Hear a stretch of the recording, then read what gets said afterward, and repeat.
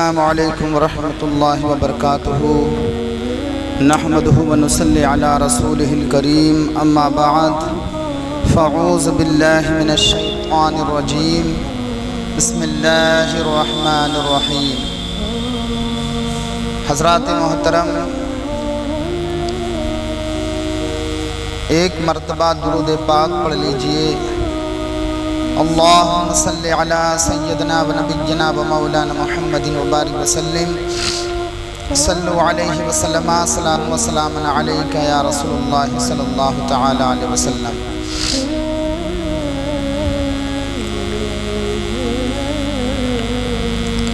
قرآن مقدسہ کے اندر ہے قل لا اسألکم علیہ اجرا الا المودۃ فی القربى۔ صدق اللہ العظیم و صدق رسولہ النبی الامین المتین الکریم ونحن علی ذلک لمن الشاہدین والشاکرین والحمد للہ رب العالمین۔ حضرات محترم،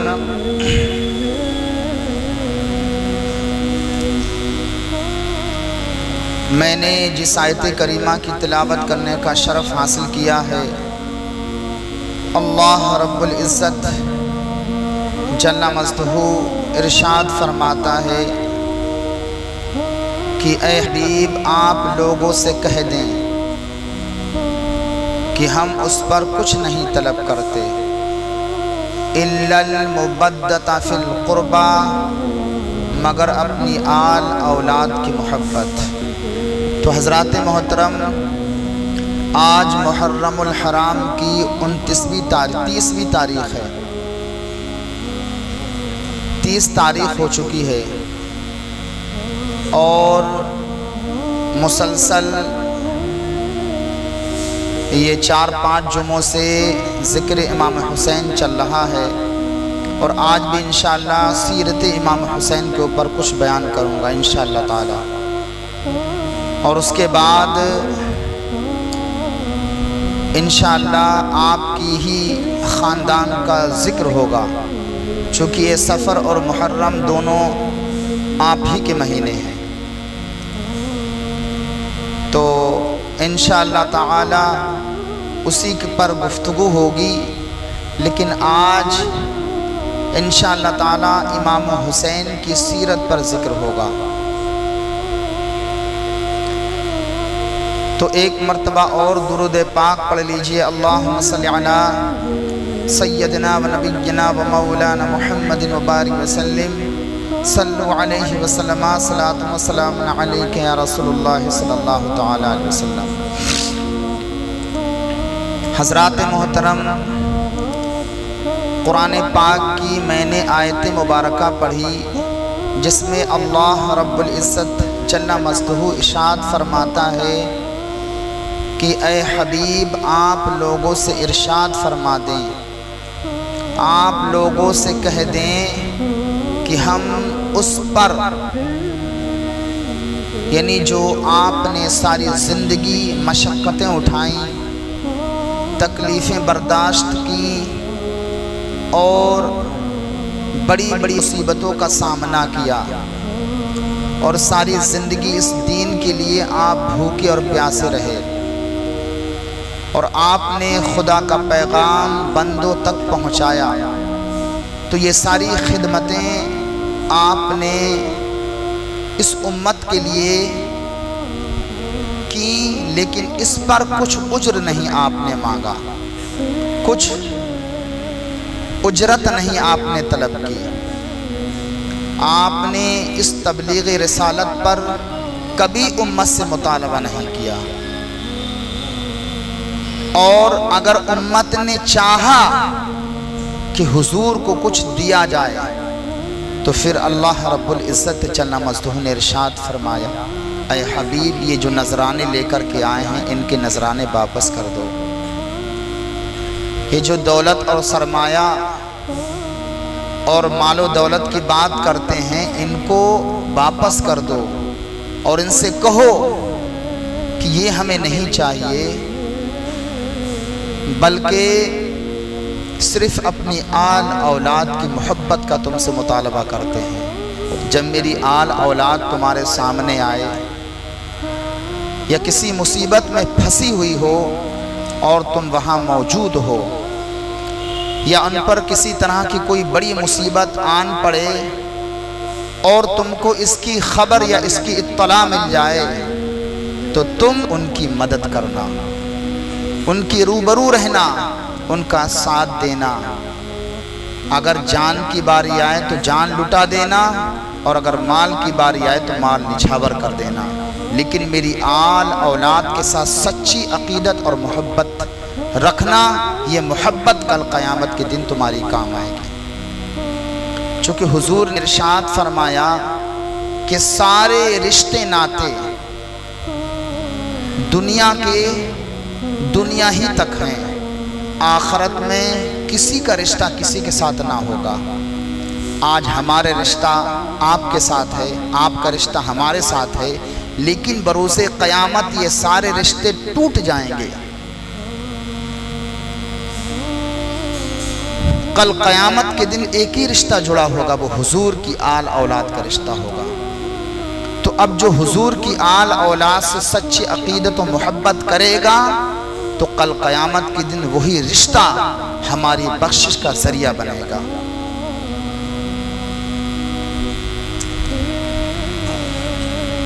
تو اللہ رب العزت جل مجدہ نے یہ اعلان فرمایا، اور حضور کی ساری زندگی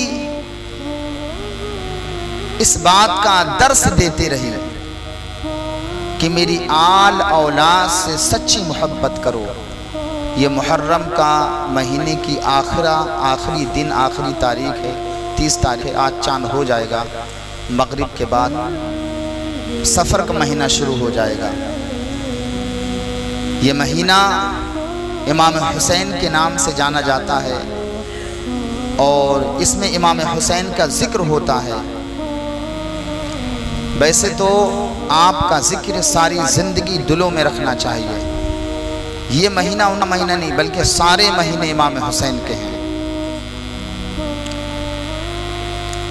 حضور آپ کی محبت کا درس دیتے، کہتے حسین منی و انا من الحسین، حسین مجھ سے ہیں اور میں حسین سے ہوں، اور اللہ اس سے محبت کرتا ہے جو میرے حسین سے محبت کرتا ہے۔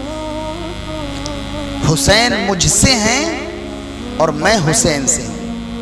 آپ ذرا غور فرمائیے، اگر آپ کی اولاد یہ کہے کہ میں ابا سے ہوں تو سمجھ میں آتا ہے، لیکن ابا مجھ سے ہیں یہ نہیں سمجھ میں آتا۔ حضور کی محبت، آپ کی الفت، آپ کی ساری زندگی اس بات کا امت کو درس دینا کہ حسین مجھ سے ہیں اور میں حسین سے ہوں۔ اللہ اکبر۔ مطلب یہ ہے کہ دین اور یہ قرآن اور اللہ کا یہ پسندیدہ مذہب دین اسلام اگر چلے گا قیامت تک اور یہ پھولے گا پھلے گا تو میرے بیٹے نواز حسین ہی کے ذریعے سے پھولے اور پھلے گا۔ اس کے چرچے ہوں گے تو میرے اس نواز حسین ہی کے ذریعے سے ہوں گے۔ تبھی تو حضور نے فرمایا کہ میں حسین سے ہوں، اور اللہ اس سے محبت کرتا ہے جو حسین سے محبت کرتا ہے۔ تو گویا کہ حسین سے محبت کرنا یہ دخول جنت کا سبب بنے گا، جنت میں داخل ہونے کا بہترین ذریعہ بنے گا امام حسین کی محبت۔ تو امام حسین سے محبت کرنا گویا کہ آپ نے جنت میں داخلہ کرانے کا آپ نے سرٹیفکیٹ لے لیا۔ اور حضور نے ارشاد فرمایا کہ اگر تمہیں جنتی شخص کو دنیا ہی میں دیکھنا ہے تو دیکھ لو، اب دنیا ہی میں جنتی شخص، اللہ اکبر، میرے مصطفیٰ نے ارشاد فرمایا اگر تمہیں جنتی شخص دنیا میں دیکھنا ہے تو میرے حسین نواسے کو دیکھ لو۔ اور ایک جگہ ارشاد فرمایا اگر تمہیں جنتی جوانوں کے سردار کو دیکھنا ہے تو وہ حسین بن علی کو دیکھ لو۔ اللہ اکبر۔ حضور نبی رحمت صلی اللہ علیہ وسلم جب بھی کہیں باہر تشریف لے جاتے اور آپ جب باہر سے مسجد کے اندر آتے، گھر کے اندر آتے، تو سب سے پہلے امام حسین کا مطالبہ کرتے کہ حسین کہاں ہے، میرا چھوٹا بچہ کہاں ہے۔ اللہ اکبر، اتنی حضور محبت فرماتے تو امام حسین دوڑ کر کے حضور کی آغوش رحمت گود میں بیٹھ جاتے، محبت کرتے، اپنی انگلیوں سے حضور کی مبارک داڑھی میں کنگھی کرتے اور پیار کرتے، محبت کرتے۔ یہ محبتیں صحابہ دیکھا کرتے تھے کہ حضور اپنے نواسے حسین سے کتنی محبت کرتے ہیں۔ پھر یہ محبت کرنے کے بعد آپ ہاتھ اٹھا کے دعا کرتے تھے، اے اللہ میں حسین سے محبت کرتا ہوں، تو بھی میں حسین سے محبت کر، اور تو اس شخص سے محبت کر جو میرے حسین سے محبت کرتا ہے۔ پتہ یہ چلا حسین کی محبت اگر دل میں ہے تو یہ دخول جنت کا سبب ہے، جنت میں داخل ہونے سے دنیا کی کوئی طاقت آپ کو روک نہیں سکتی۔ حضور نے ارشاد فرمایا، کبھی حضور ارشاد فرماتے حسین جنتی جوانوں کے سردار ہیں، کبھی ارشاد فرماتے حسین دنیا کے دو خوبصورت پھول ہیں، کبھی ارشاد فرماتے کہ حسین فاطمہ اور علی کے چمن کے دو خوبصورت حسین دو گلدستے ہیں۔ اللہ اکبر۔ اور عبداللہ بن عمر رضی اللہ تعالی عنہ جب آپ حج کرنے کے لیے تشریف لے گئے تو وہاں اہل عراق بھی موجود تھے، کوفی بھی موجود تھے۔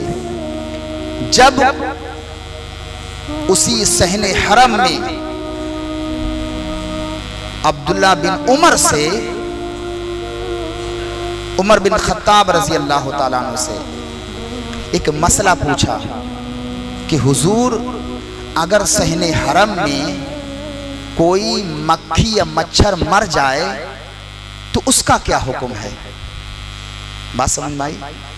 صحن حرم میں ساری چیزیں معمون ہو جاتی ہیں۔ اس زمانے میں اب سے 1500 سال پہلے اتنی آبادی نہیں تھی، تو صحن حرم میں ہرن بھی آ جایا کرتا تھا، یہ جو جنگلی جانور ہیں لیل گائے وغیرہ، تو لوگ شکار کر لیا کرتے تھے۔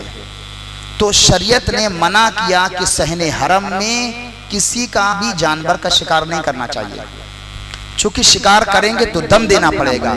اسی طرح سے کوئی قاتل کسی کو قتل نہیں کر سکتا، کوئی ظالم بادشاہ صحن حرم میں حرم کے حدود میں قتل نہیں کر سکتا۔ شریعت کا حکم ہے اگر یہاں قتل کرے گا تو کل قیامت کے دن اس کی سخت گرفت ہوگی۔ تو وہاں انسان معمون ہو جاتا ہے، اور اسی لیے امام حسین حج کرنے کے لیے آئے تھے۔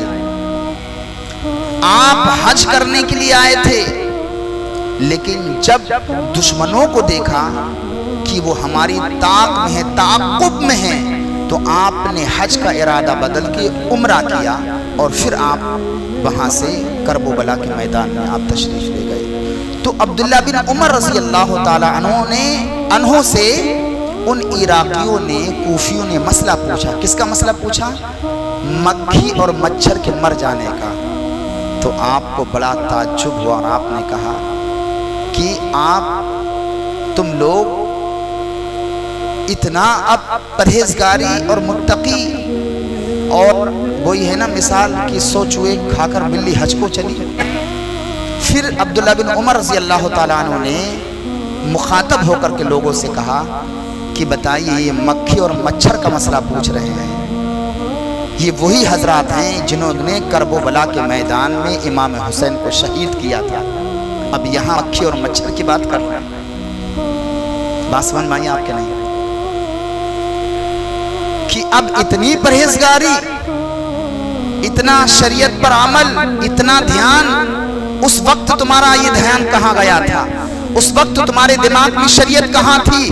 اس وقت قرآن کا اعلان تمہارے دماغ میں نہیں تھا، حضور کا پیغام اس وقت تمہارے دماغ میں نہیں تھا۔ آج تم مکھی اور مچھر کا سوال کرتے ہو۔ کرب و بلا کے میدان میں تم نے امام حسین کو شہید کیا، ان کے جانثار ساتھیوں کو شہید کیا، ان کے گھر والوں کو تم نے شہید کیا، ان کو بھوکا پیاسا رکھا، اور شہید ہی نہیں کیا بلکہ نے ان کے سروں کو کاٹا، اور کاٹنے کے بعد میں ان کی لاشوں پر تم نے گھوڑے دوڑائے۔ اللہ اکبر، جس کی وجہ سے ہڈیاں چکنا چور ہو گئی۔ اور حضرت سعد بن مالک رضی اللہ تعالی عنہ نے یہ ملاحظہ فرمایا، ایک دن کیا دیکھتے ہیں کہ امام حسن اور امام حسین حضور پشت پر ہیں اور محبت کر رہے ہیں، کھیل رہے ہیں۔ تو جب یہ منظر دیکھا، سعد بن مالک نے کہا یا رسول اللہ، آپ اپنے نواسوں سے اس قدر محبت کرتے ہیں؟ تو حضور نے ارشاد فرمایا، میں ان سے محبت کیوں نہ کروں، کیونکہ یہ دو دنیا کے خوبصورت پھول ہیں۔ کبھی حضور ارشاد فرماتے یہ جنت کے دو خوبصورت پھول ہیں۔ حضرت انس بن مالک فرماتے ہیں، میں نے بارہا حضور کو دیکھا، حضور امام حسین کو سونگھا کرتے تھے، جس طرح سے حضرت سیدہ فاطمہ تو زہرا کو سونگھا کرتے تھے۔ کبھی حضور سیدہ فاطمہ تو زہرا کے بارے میں ارشاد فرماتے، میری بیٹی فاطمہ جنتی حور ہے، اور ان کے اندر خوشبو، اور آپ سینے سے چپٹایا کرتے تھے، اور حضور ارشاد فرماتے ان کے اندر سے جنت کی خوشبو آ رہی ہے۔ اللہ، آپ ذرا غور فرمائیے۔ اور ایک مرتبہ امام حسین بیٹھے ہوئے ہیں، اور ایک جانب حضرت ابراہیم جو حضور کے حقیقی بیٹے ہیں، دونوں آپس میں بیٹھے ہوئے، حضور دونوں سے محبت فرماتے ہیں اور دونوں آپس میں کھیل رہے ہیں۔ حضور ان سے پیار کرتے ہیں، محبت کرتے ہیں، انہیں کھلا رہے ہیں۔ اتنے میں جبریل امین آیا اور کہا یا رسول اللہ صلی اللہ علیہ وسلم، یہ دونوں آپ کے پاس نہیں رہ سکتے۔ اللہ رب العزت نے ارشاد فرمایا، اے حبیب، یہ دونوں آپ کے پاس جمع نہیں رہ سکتے، ان دونوں میں سے کوئی ایک شخص اللہ رب العزت اپنے پاس بلا لے گا۔ یا رسول اللہ، اب آپ ارشاد فرمائیے، آپ جس کو اپنے پاس رکھنا چاہیں رکھ لیں۔ تو اب جبریل امین سے حضور ارشاد فرماتے ہیں کہ حسین سے محبت میں بھی کرتا ہوں، علی اور فاطمہ بھی کرتے ہیں، اور ان کی جدائی نہ علی کو برداشت ہوگی، نہ فاطمہ کو ہوگی، نہ مجھے ہوگی۔ بہرحال میں حسین کو اپنے پاس رکھ لیتا ہوں۔ 3 دن کے بعد حضور کے حقیقی بیٹے ابراہیم کا انتقال ہوتا ہے۔ تو حضور کی بارگاہ میں جب بھی امام حسین آتے تو امام حسین کے سینے سے لگاتے، ماتھے کا بوسہ لیتے، کبھی لبوں کا بوسہ لیتے، اور ارشاد فرماتے کہ حسین وہ ہیں جن پر میں نے اپنے بیٹے ابراہیم کو قربان کر دیا۔ اللہ اکبر۔ یہ حضور کا درس رہا ساری زندگی، لیکن پھر بھی اسی قوم نے، انہی مسلمانوں نے حضور کے نواسے امام حسین کو بے دردی کے ساتھ شہید کیا۔ تو حضرات گرامی، اللہ کے حبیب سرور کائنات صلی اللہ علیہ وسلم نے ساری زندگی امام حسین سے محبت کی، اور امام حسین کی محبت کا درس دیا، اور اللہ رب العزت جل مجدہ بھی ان سے محبت فرماتا ہے۔ جب امام حسین سو جاتے ہیں تو فرشتے ان کو جھولا جھلاتے ہیں۔ اللہ اکبر۔ سیدنا امام حسین رضی اللہ تعالی عنہ ایک مرتبہ آپ نے ایک تختی پر تحریر فرمائی۔ اب دیکھیے، تختی پر تحریر فرمائی دونوں بھائیوں نے۔ اب جب تختی پر تحریر فرمائی تو سیدہ فاطمہ تو زہرا کی بارگاہ میں آتے ہیں اور عرض گزار ہوتے ہیں، امی جان، ہم دونوں میں سے تحریر کس کی اچھی ہے، رائٹنگ کس کی اچھی ہے، لیکھک کس کا اچھا ہے؟ اللہ اکبر۔ تو دیکھو سیدہ فاطمہ تو زہرا، آپ کی ذات بابرکت، آپ جنتی جوان عورتوں کی سیدہ سردار ہیں، آپ کے تصدق سے نہ جانے کتنی یہودی عورتیں اسلام قبول کی، لیکن جب بیٹوں کا معاملہ آیا تو آپ نے کہا بیٹا تمہارا فیصلہ میں نہیں کر سکتی، جاؤ اس کا فیصلہ تمہارے والد صاحب کریں گے۔ اب دونوں شہزادے والد بزرگوار کی بارگاہ جاتے ہیں اور عرض گزار ہوتے ہیں کہ ابو جان ذرا یہ بتائیے کہ ہم دونوں میں سے لیکھن کس کا اچھا ہے، تحریر کس کی اچھی ہے۔ چونکہ جمعے کا مبارک دن ہے، ایک بار یہ بیان سننے کو ہمیں آپ کو ملتا ہے، تو جمعے کے دن تو اب جب والد بزرگوار کی بارگاہ میں گئے کہ ابا جان ہم دونوں میں سے تحریر کس کی اچھی ہے، تو اب والد بزرگوار غور و فکر کرتے ہیں کہ اگر ہم حسن کی تحریر کو اچھا کہتے ہیں تو حسین کو تکلیف ہوگی، اگر حسین کی اچھی کہتے ہیں تو حسن کو تکلیف ہوگی۔ آپ بڑے بڑے فیصلہ کرنے والے، اللہ اکبر۔ ایک مرتبہ جب سیدنا امام جب حضرت عثمان غنی دور آیا تو ایک عثمان غنی کے زمانے میں جب آپ خلیفۃ المسلمین تھے تو ایک مسئلہ پیش آیا، یا عمر فاروق اعظم کے زمانے میں، کہ ایک عورت نے بدفعلی کی جس کی وجہ سے حمل ٹھہر گیا۔ جب اس کی اطلاع ملی تو مسئلہ شریعہ یہ تھا کہ اب اس کو سنگسار کیا جائے، لیکن پیٹ میں بچہ ہے۔ اب حکم صادر کر دیا کہ اس کو سنگسار کر دیا جائے، یعنی سنگسار کہتے ہیں پتھر مار مار کے اس کو ہلاک کر دینا۔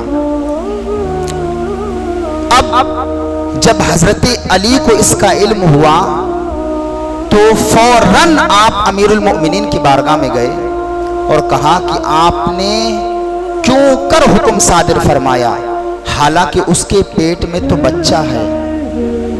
تو آپ نے کہا کہ شریعت کا حکم ہے، تو پھر آپ نے پورا مکمل شریعت کا حکم بتایا کہ گناہ تو مانے کیا ہے، پھر ایسی صورت میں حکم شریعت کا یہ ہے کہ ماں اس بچے کو جننے کے بعد اس کو دودھ پلائے 2-2.5 سال تک، اس کے بعد اس خاتون کو پھر سنسار کیا جائے۔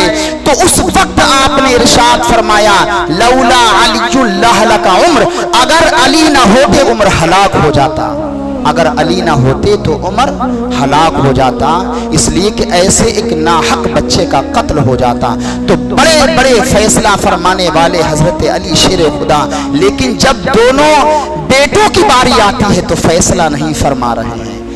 فیصلہ نہ فرمانا اس بات کی دلیل ہے کہ امت کو درس دے رہے ہیں کہ ان کا دل توڑنا رب العالمین کی بارگاہ میں گناہ کرنا ہے، یعنی اللہ رب العزت کو ناخوش کرنا ہے، اس کو ناراض کرنا ہے، اس لیے کہ ان کی محبت اللہ کی محبت ہے، اللہ رب العزت سے محبت کا سبب بنے گی۔ بڑے بڑے فیصلے۔ اب جب کہا حضرت علی شیر خدا نے کہ نہیں، اب میں تو اس کا فیصلہ نہیں، آپ اپنے نانا جان کے پاس جائیے۔ اب دونوں شہزادے حضور کی بارگاہ میں جاتے ہیں۔ اب حضور کی بارگاہ میں پہنچتے ہیں، پہنچنے کے بعد میں دیکھو ابھی اس سے 2-3 باتیں درس لکھ لیں گے انشاءاللہ، وہ بھی آپ کو بتاؤں گا۔ اب حضور پوری دنیا کے مالک و مختار، تمام نبیوں کے سردار، پوری جہان کی عقل ایک جانب، حضور کی عقل ایک جانب۔ جب فیصلے کی باری آتی ہے تو حضور انکار کر دیتے ہیں، اس کا فیصلہ تو اللہ رب العزت ارشاد فرمائے گا۔ اتنے میں جبریل امین آتے ہیں۔ اب حضور نے اس فیصلے کو جبریل امین پر رکھ دیا۔ اب دیکھیے حضور بڑے بڑے فیصلے فرمانے والے۔ ایک مرتبہ جب خوب بارش ہوئی تو خانہ کعبہ کی دیواریں منہدم ہو گئیں، ٹوٹ گئیں۔ جب دیواریں ٹوٹ گئیں، بارش کی وجہ سے ڈھہ گئی دیوار، تو جو حجر اسود تھا وہ زمین پر آ گیا۔ اب جب دوبارہ اس کی تعمیر ہوئی، اب قبیلوں میں اس بات کا جھگڑا شروع ہو گیا کہ حجر اسود کون رکھے گا۔ کوئی قبیلہ کہتا میں رکھوں گا حجر اسود کو، اس کی جگہ پر نصب کروں گا تاکہ میرا قبیلہ سب سے افضل مانا جائے۔ ہر قبیلے کا شخص یہ بات کہے کہ اس حجر اسود کو اس جگہ میں نصب کروں گا. اللہ اکبر. اب سارے قبیلوں میں جھگڑا. ہر قبیلے کا شخص، ہر قبیلے کا سردار اس بات پر ڈٹا ہے اور اس بات کے لیے اڑا ہے کہ حجر اسود کو اٹھا کے میں رکھوں گا. اب حضور کی بارگاہ میں جب یہ بات پہنچی تو سرکار نے ارشاد فرمایا صبح کے وقت جو سب سے پہلے آئے گا وہی حجر اسود کو اٹھا کے اس کی جگہ پہ نصب کر دے گا. اب صبح کے وقت حضور تشریف لائے، کوئی نہ آ سکا. اللہ کے محبوب تشریف لائے. جب لوگوں نے دیکھا تو سب خوش ہو گئے کہ حضور تو امین ہے. سب کے دل میں حضور کی عظمت اور محبت. لیکن دیکھیے حضور کی عقل، حضور کی سوجھ اور بوجھ اور دانش مندی دیکھیے. سب کو شرف ملا، ایسا حضور نے کام کیا. سارے قبیلے والوں کو بلایا صبح کے وقت اور اس حجر اسود کو پھر حضور نے مبارک چادر میں رکھا اور ہر قبیلے کو بلا کر، ہر قبیلے کے سردار کو بلا کر، جتنے بھی قبیلے تھے سارے سرداروں کو بلا کر سب کو چادر پکڑوائی اور وہ حجر اسود سب نے، قبیل کے سردار نے اس چادر کو اٹھایا. سب کو یہ شرف ملا حجر اسود کو اٹھانے کا اور جا کر کے وہ دیوار خانہ کعبہ تک لے کر کے گئے. اس کے بعد حضور نے اس حجر اسود کو اٹھا کے اس دیوار پہ جہاں نصب ہے آج بھی وہیں پر نصب کر دیا.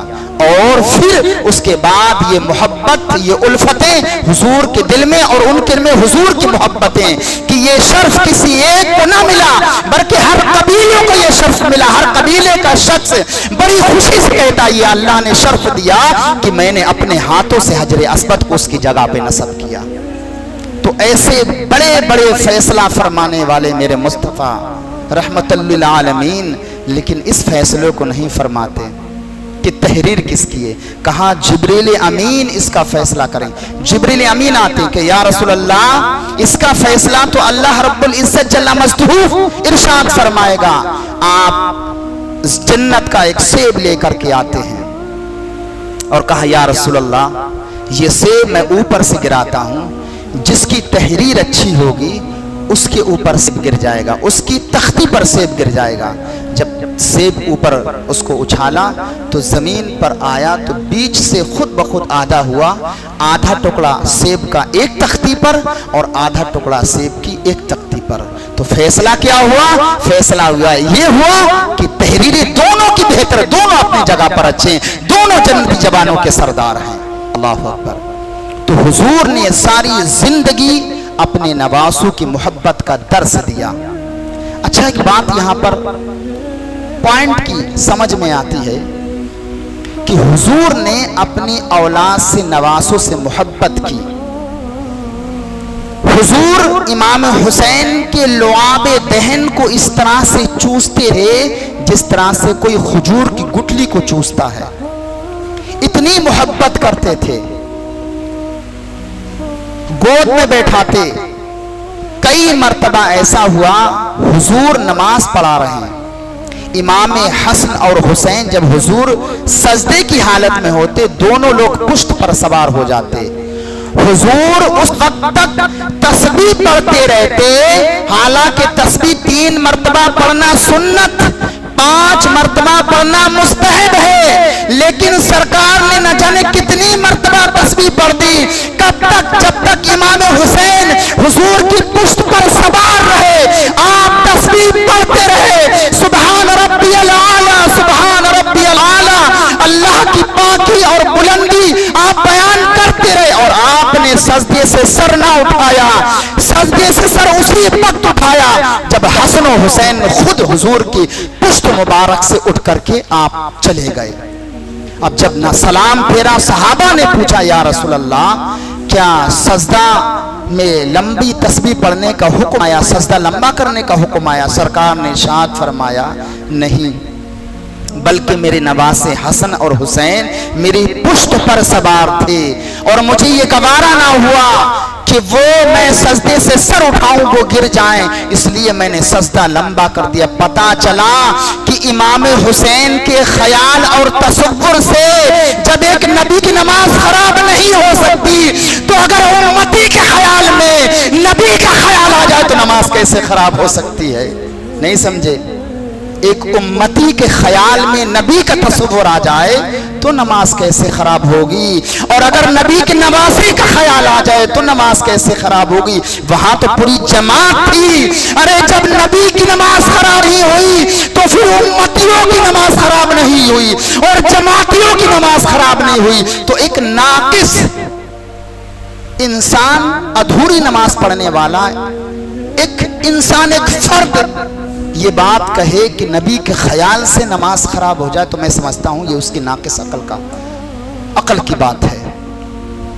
हुजूर जुमे के दिन खुतबा इरशाद फरमा रहे, दौरान खुतबा गुफ्तगू करना आपको पता है मना है, लेकिन हसन और हुसैन छोटे बच्चे हैं। चूंकि आपके जो आपका दरवाजा था हसन और हुसैन का, वो मस्जिद नबवी के अंदर ही खुलता था।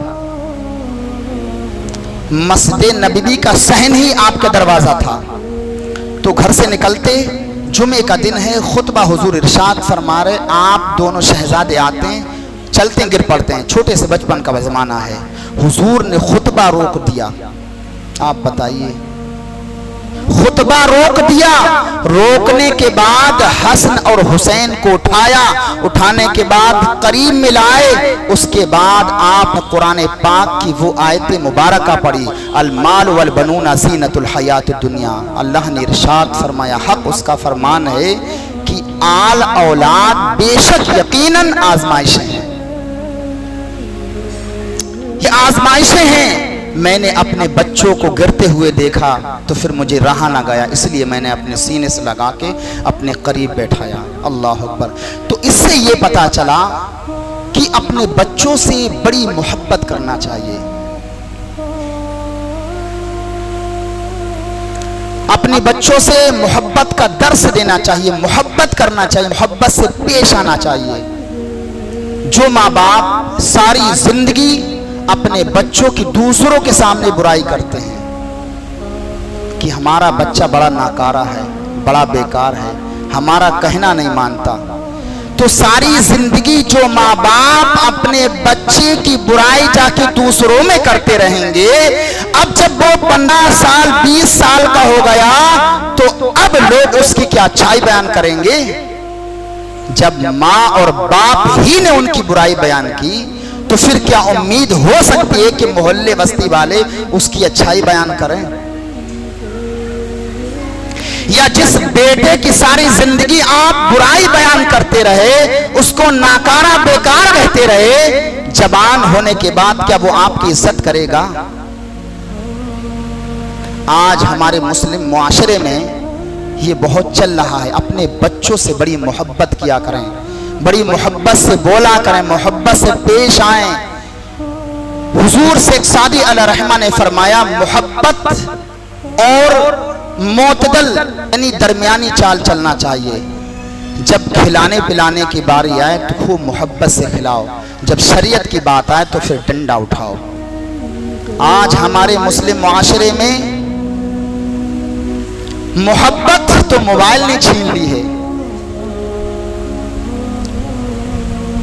बाप भी सुबह का निकला हुआ शाम को घर में घुसता है, घुसने के बाद फिर वो थोड़ा बहुत ठंडाया, उसने मोबाइल पकड़ लिया, मोबाइल चला रहा है। ना बेटे को मोहब्बत का दर्स दिया, ना शरीयत का दर्स दिया, ना कोई नमाज की पाबंदी, तो उस बच्चे से क्या खैर होगी? अब जो बहुत अमीर घराने हैं उनमें तो नौकर चाकर उन बच्चों को डील करते हैं। माँ भी अगर जॉब करती है, वो हारी थकी आई, उसने भी खाना बच्चों से बनवाया, बेटी से या किसी खाना बनाने वाले को रख लिया, उससे बनवाया, और वो भी मोबाइल चला रही है। ये मुआशरे में हो रहा है। ना बेटे बेटी को मोहब्बत का दर्स दिया, ना उसे समझाया, ना खुद उससे प्यार किया।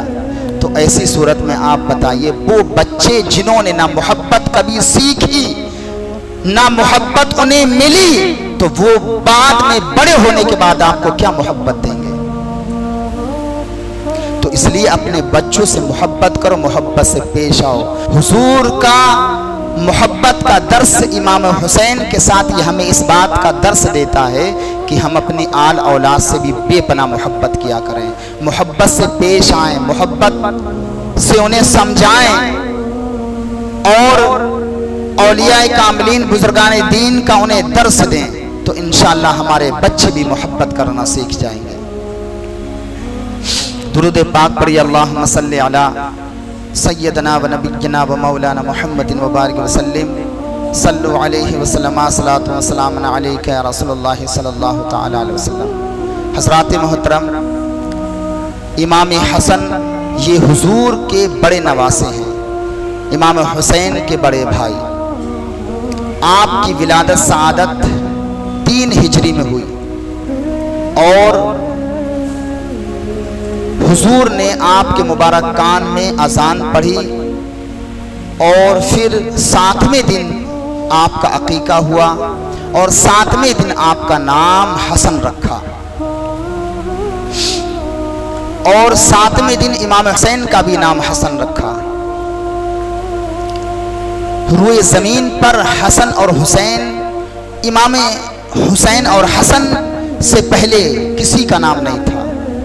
ہارون علی نبینا علیہ الصلوۃ والسلام نے اپنے بیٹوں کے نام شبر و شبیر رکھا تھا، تو شبر و شبیر کا معنی حسن اور حسین آتا ہے۔ اسی نسبت حضور رحمت عالم صلی اللہ علیہ وسلم نے اپنے دونوں نواسوں کا، حالانکہ حضرت علی نے تو کچھ اور نام رکھے تھے، لیکن سرکار نے کہا نہیں، ان کا نام حسن اور حسین رکھو، اس لیے کہ 2 جنتی نام ہیں اور اللہ کو محبوب اور پسند ہیں۔ اسی وجہ سے آج پوری دنیا کے اندر گھر گھر میں حسن اور حسین پائے جاتے ہیں۔ ایسے بعظمت نام ہے، بابرکت نام ہے۔ اور امام حسن رضی اللہ تعالی عنہ کو کوفیوں نے 6-7 مرتبہ زہر دیا، اللہ اکبر، کبھی کھجور میں دیا، کبھی شہد میں دیا۔ اس امت نے حضور کی آل اولاد کے ساتھ کتنا ظلم کیا ہے، اور حضور نے ساری زندگی امام حسین اور حسن کی محبت کا درس دیا، لیکن پھر بھی انہوں نے امام حسن کو 1 مرتبہ نہیں، زہر حلاحل زہر کی آنتیں، جگر، خون سب کٹ کٹ کے باہر ہو جائے۔ آخری زہر آپ کو دیا کوفیوں نے، سرائی میں ہیرا پیس دیا۔ جب وہ پانی آپ نے نوش فرمایا تو آپ کا دل اور جگر کٹ کے باہر نکل گیا۔ ایسے بے دردی کے ساتھ امام حسن شہید ہوئے۔ امام حسین نے پوچھا، بھائی جان آپ بتاؤ آپ کو زہر کس نے دیا؟ تو دیکھو امام حسین، امام حسن رضی اللہ تعالی عنہ کا عدل و انصاف دیکھیے۔ آپ کو گمان تھا ایک شخص کے بارے میں، تو آپ نے کہا جس کے بارے میں مجھے گمان ہے کہ زہر اس نے دیا، اور کہیں اس نے نہ دیا ہو تو ایک ناحق جان کا قتل ہوگا، اس لیے میں نہیں بتا سکتا کس نے زہر دیا۔ مروان بن حکم ساری زندگی آپ سے دشمنی کرتا رہا، لیکن موت کے وقت مروان جیسا سخت انسان، جو سخت منافق، حضور سے سخت دشمنی کرنے والا، امام حسن کے انتقال پر روتا ہے۔ امام حسین نے اسے روتے ہوئے دیکھا، اللہ اکبر، تو کہا مروان ساری زندگی تو میرے بھائی حسن سے نفرت کرتا رہا اور انہیں طرح طرح کی تکلیفیں دیتا رہا، آج تو رو رہا ہے؟ تو مروان رو کے کہتا ہے کہ اے امام حسین، یہ جو پہاڑ دیکھ رہے ہیں آپ، یہ جو بلند پہاڑ ہے، اللہ کی عزت کی قسم اس سے بھی زیادہ میں نے مستحکم ٹھہرا ہوا امام حسن کو پایا ہے۔ ہلاک ہو گیا، میں برباد ہوں، میں نے امام حسن کے ساتھ کیا کیا، کاش کہ اگر میں یہ نہ کرتا تو کتنا اچھا ہوتا۔ تو امام حسن کی محبت ان دشمنوں کے دل میں بھی گھر کر گئی کہ واقعی آپ مستحکم تھے۔ آپ نے، اللہ اکبر، 2 گروہ کے درمیان حضور کا قول تھا، میرا یہ حسن بیٹا 2 قبیلوں کے درمیان صلح کرائے گا۔ 2 قبیلے ایسے گھمسان لڑائی لڑتے، آپس میں مسلمان جو ہے تہش نہش مل جاتے، لیکن آپ نے 6 مہینے حکومت، 6 مہینے خلافت کر کے پھر یہ حضرت امیر معاویہ کے سپرد کر دی، اور پھر آپ نے صلح نامہ پیش کیا، جس کی وجہ سے 2 قبیلوں کے درمیان یہ جھگڑا بچ گیا۔ ایسے آپ نے ایسے فیصلے فرمائے، اور آپ ایسے مستجاب الدعوات تھے۔